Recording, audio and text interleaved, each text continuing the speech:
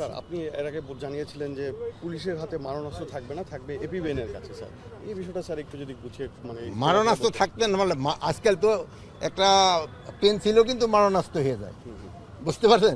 একটা পেন্সিল মারণাস্ত্র বলতে বড় ধরনের হাতিয়ারগুলি থাকবে না। বাট আপনারা জানেন এপি ব্যাটালিয়নের রুল এবং অন্যান্য নর্মাল পুলিশের রুল কিন্তু এক না, একটা এক এক রুলে কিন্তু তৈরি হয়েছে।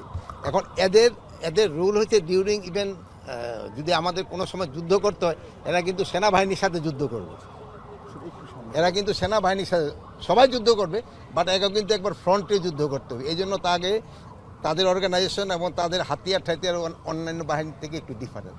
এখানেও পুলিশের ক্ষেত্রেও কিন্তু বিভিন্ন বাহিনীর হাতিয়ারটা ডিফারেন্ট।